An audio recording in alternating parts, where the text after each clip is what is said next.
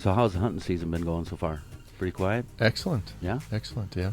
No real No problems. no real hiccups. No real hiccups. The weekend isn't over. Right. There is that last desperation weekend, which is coming up. Those muzzleloader guys can... You have to wait a week. When does that start? Thanksgiving weekend? That Saturday or right that's away? Saturday. Monday? Yeah, Okay. that's Saturday. It's been a interesting week around the area with a few shootings. Yes. I know that, just speaking in generalities, when there is a shooting, you guys call the BCA first? Typically, we rely on immediate partners first. We had deputies that responded to the location over in Clearwater County. I was notified right away of the shooting in Cass with the one involving their deputy. Partners are great. People are on, right, during, BCA agents may be working in the wee hours of the morning or, whatever times these things happen at, but they're the investigatory agency that gets called typically once the dust settles. If they're monitoring a radio, they'll respond just as like we will, but a lot of times it takes that phone call to prompt them to come out. And it's a requirement now for any type of when law enforcement's involved in a deadly force situation. They have a special unit that's assigned to investigate those. I don't recall 2 in a week in the area. In your time here, do you recall that? Oh, yeah. Yeah. We've had a number of different contacts like that. Now, are you talking law enforcement officers involved? Yes. No, you are correct. I have not recalled that. Thankfully, it's rare. Thankfully, it's rare. Yep. What is this a weekend where or next weekend is where you guys step up law enforcement a little bit or not? Is it one of those, what do they call it? TZD? TZD. They always do have TZD stuff going on. We have TZD stuff going on just about every day. I mean, but holiday weekends, yeah, there's more enforcement as it pertains to different drives because of the number of traffic on the roadway. Travel could be seatbelt, it could be speed, it could be impairment enforcement. How are those numbers? Because we're coming to the end of the year. As far as like highway fatalities or... Oh, that's a good question. I usually get the report sometime in February each year, and the goal is 100 or less, right? That's what the state of Minnesota wants, is 100 or less. We've never, or I shouldn't say we've never. We've typically exceed that just because of the nature of the roads that we drive and the number of people on them. But well, I suppose there's in the winter some accidents are just because of the weather, right? yeah, weather-related, driving too fast for conditions. Summertime, you see more of the speed, the intentional speed. But the wintertime is definitely, people are just driving too fast for conditions. The speed limit might be 55, 65 miles an hour, and people might be driving 55, 65 miles an hour, but they should be driving 30 miles an hour. We've all seen that Yes, guy. and I have been there. Personally. Well, that's the thing about... Is this Cold Weather Awareness Week? Oh, Was it last winter week? weather awareness, yes. Winter, cold winter. It sounds like we're moving into it from CARES forecast. Yeah, I didn't like that Yeah. forecast at all. You said something about white, but... That's next Saturday, Sunday, Yeah, and I didn't even know that was coming. Thanksgiving weekend. You may be stuck in Grand Forks. No. I will make it back. The other day, you two were talking about something with ambulances. I think, Mark, you were talking about, does an ambulance have to blare their siren? Yes, remember? I hear them at 2 in the morning. I said ask the sheriff on Friday. You did. I heard it. Emergency vehicles under state statute are required to display lights and siren. And there are specific statutes that pertain to lighting as it pertains to emergency vehicles. Red and white, typically in Minnesota. Blue is reserved typically for snowplows. There are some blue combinations with law enforcement, but most often it's blue is for snowplows. Amber is for auxiliary type of vehicles, those kinds of things. When we are going to break the law, and when we're going to go through, we're going to exceed the speed limit. That's any emergency vehicle. If we're going to exceed the speed limit, or we're going to go through a stoplight or stop sign, red lights, siren.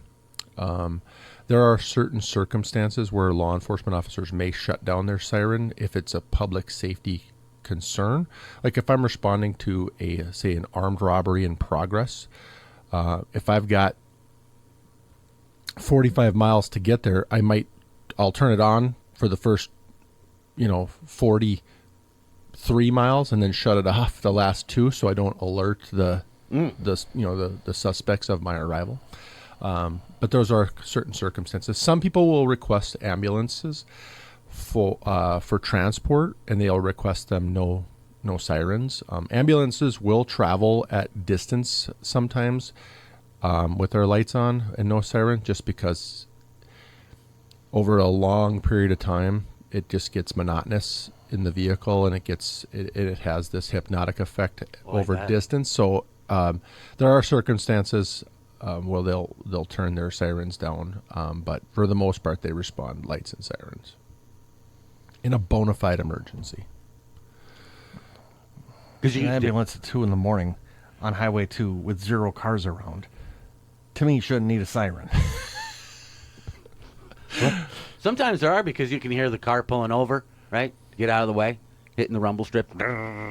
One of the things that we teach our law enforcement officers, so ambulances are typically, and I worked for an ambulance service a couple of decades ago. They're governed at about 80, 85 miles an hour. They can't exceed that because of their weight and just some of those. The vehicle, it doesn't handle that well. Law enforcement vehicles can attain that 140 to 150 in some circumstances. There are many vehicles that don't do that. Our pickup trucks certainly don't do that. But when you get to a certain point of speed, you're out driving the ability of your siren to alert others. And that's crazy to think about, but it does happen. 150 is fast. Very fast. Dang. You are literally at 150 miles an hour. You do not have all 4 tires on the road at any given time. They're floating between each tire. Wow. What's the statute of limitations for what I'm about to admit? Wow. You did 3 years. You can add a 0 and then some to this story. Well, in high school, I once did 120-ish. Wow. I was dumb. Don't do that, anyone. What was the car? A Dodge Omni. Whoa. That's terrible. The headlights weren't great. You outdrive your headlights at that speed, too. Yes, you do. Don't do that, everyone. I never realized that. What's the fastest you have ever been in a squad car? In a squad car. Okay, let's clarify that. On duty, responding to something. 142, and that was in a Chevy Caprice Classic. The upside-down bathtubs? Yes. Those things, those were terrible handling vehicles, but man, they were fast. Had like the LT1 engine in it. Yeah. That was not working in Beltrami County, by the way. That was over in Itasca when that happened. What were you responding to? Domestic. No. Yeah. Do you guys remember Don DeRouche? Don was the oldest, I think he was the oldest EMT in the state. Really? Yeah, when he finally retired. Don, so 2 separate incidences. I hit my first deer with the county I was doing 105 to a guy not breathing up at Buena Vista. And I hit a deer. I'd slowed down a little bit. I hit a deer on Irvin Avenue, blew the airbags, spun around. On that same call, Don hit a deer in his personal vehicle, responding to the call. He was a first responder as well. Oh. So 2 vehicles got totaled that night, going to 1 call. And that's another thing we really have to watch out for is we typically in a year's time we will hit anywhere between 5 and 10 deer a year, and this is the worst time of the year right now for I bet. deer hits. And we always How's this year shaping up? About an average? we're actually doing That really is wood. Yeah, we're doing a little better than most. We are down a few vehicles right now just due to we had the incident where one of our deputies was hit head on. We had an incident where someone was hit backing out of a driveway, and we've blown up a couple of cars. Like we get to that magic year of year 4 or 5 with these vehicles, and sometimes they just come apart. You guys have as many idling hours as you have miles down the road. Don't Sometimes, yep. And oh, by the way, you're gonna hammer it down and go 100 and whatever. Yeah, but what's worse is your car sits for 30 minutes while you're at the office cooling down, or it's cold because you were there maybe for a little longer doing reports, and then you start it up and you do 100 miles an hour, and that cold engine doesn't like the transition. So, Well, then it sounds like most people pay attention to sirens and lights. yeah, Move over. for the most part, we've seen some good things. We're still having a few issues. I still see a few videos coming through of people running stop arms on school buses. What?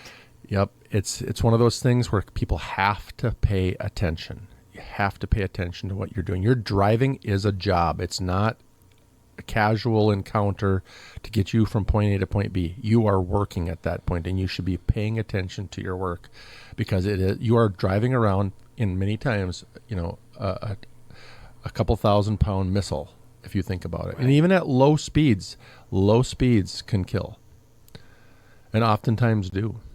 So pay attention. It's really unexcusable. It's a giant yellow bus, Yep. and it's got flashing lights on it. You really got to not be paying attention. Right. You're just way somewhere else. One other thing that kind of came up yesterday in a meeting with Sanford, we were talking about, we have a safety and security meeting usually on a monthly or bi-monthly basis with them, just depending on how the holidays all shape out. But we're talking about a number of different things, and this is cold weather season. We typically tend to see our homeless population trying to move, indoors. Obviously, cold type nights. This is going to be, kind of an unpopular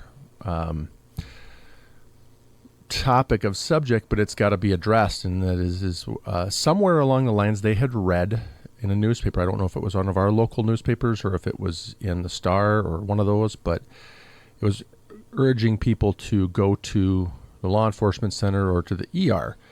And we're like, what? That's not the case. We are a loiter. We do not allow people in our lobbies to loiter in any county building, and nor does Sanford allow people to loiter in their buildings. If you're there for legitimate purposes, like Sure. you have a medical need or a bona fide medical emergency, by all means, you can come to that location. If you have a need for law enforcement, come to the law enforcement center. We want you there. If you need It's not a motel. Exactly. If you need services with the county, you can go to the county CSC building or county admin building, but it's not a shelter, and it can't be treated as such. It's a place to conduct business, and we actually have, over the years we've had people try to use that, and it's unfortunate. The homeless problem that we have in our community, and it's not just our community, it's Sure. all Everywhere. over the country, but those are not services that we provide. We don't provide shelter services as Beltrami County, and we don't, and for that matter, nor does Sanford. So it's one of those things where we want people to be safe, and we want people to find help, and we will certainly do what we can to help, but we don't offer shelter. So And we have resources in this community Correct. for that. correct. You just have to apply yourself. You have to apply yourself and want the services, and then once the services are obtained, you have to keep those services. So Well, that's a good point. I saw that as well. I saw a report where, and maybe you can confirm this or not, but some in the winter times, not just here, everywhere, small crimes are committed to be put in jail to be warm and have a meal. We have seen that happen. Obviously it does happen in our community. It's not encouraged for obvious reasons, but Well, I just want to see the shiny new jail when it's done. right. 3 hots and a cot, I guess. The food's not that great. Well, it can't be that bad. I mean, No, it's you- not. The cooks in the kitchen take pride in. They do, yeah, but they do. And I said I was just funning around yesterday about hospital food. They have a cafeteria. I've had great meals there. Yeah, That's what people say, right? they do have great. But you meals guys there. don't have filet mignon or nothing No, like that. no, you're getting, yeah, you're not getting the top of the line menu items. It's made for it's made for the masses. Sure. Just like a cafeteria would be. So You're in jail. yeah, Well, I would venture a guess that even like ground beef has gone up for everyone, oh yeah, maybe double in the last 10 years. Right. we had What's to, your food budget done? I can't even tell you what our food budget is right now. I know that with our last food vendor that we were using for the jail, they wanted $20,000. I think like Jarrett would be able to 100% nail this, but it was like $20,000 more for the 2025 year, and so we ultimately had to switch our food vendor over because we couldn't afford that extra costs, and we went with a new vendor. And of course, with inflation and the price of groceries, things are just naturally going to go up, and there will continue to go up, and we just keep shopping around for the best prices that we can get as it pertains to food service in the jail. So No. What's the plans this weekend? hopefully getting the last little bit of things off the ground that before the impending doom. Perfect. Well, thanks for stopping by. Yeah, you guys have a great holiday. Are you going to be busy next Friday? Are you going to stop in? Or? I will be here. Oh, See you guys at the Night We Light too, maybe? I don't know. yeah. Where's Oh, Big yeah, Bear hockey Hockey? game. Oh, hockey game that night. That's right. Be a busy weekend. Busy weekend. Sheriff, thanks for stopping by. Thank you.